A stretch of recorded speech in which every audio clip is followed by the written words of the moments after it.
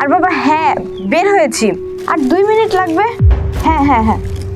এই যে আপা, দেখতেছেন তো আমি এনে ময়লা ফেলাচ্ছি, তারপরে কিসের জন্য এনে ময়লা ফেলাইলেন? এটা সমস্যা কি? ময়লার জায়গায় ময়লা ফেলেছি, তোর পরিষ্কার করার দরকার পরিষ্কার কর। এত কথা বলিস কেন?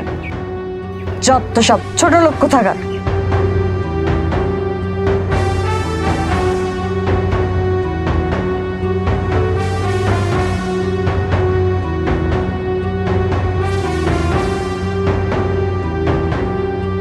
সরি একটু লেট হয়ে গেল। আচ্ছা চলো তাড়াতাড়ি।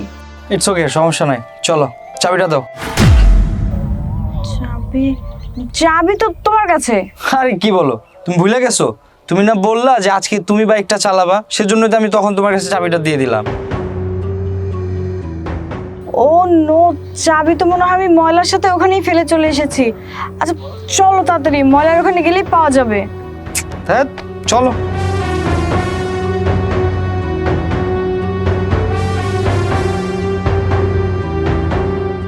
মাদি, এই জায়গায় ময়লাটা ফেলে গিয়েছি, এখানে চাবিটা আছে। এই তুই ময়লা থেকে আমার চাবিটা খুঁজে বের কর তো। ম্যাডাম আমি তখনই বলছিলাম যদি একটু দেখে শুনে ফেলতেন তাহলে তো এরকম হইতো না। হাই, দেখে শুনে ফেলতেন? তোর এত বড় সাহস, তুই ওরে বলস কি করতে হবে কি না করতে হবে? তোর কাজ হইতেছে ময়লা পরিষ্কার করে, তুই ময়লা পরিষ্কার করবে, এত কথা বলিস কেন?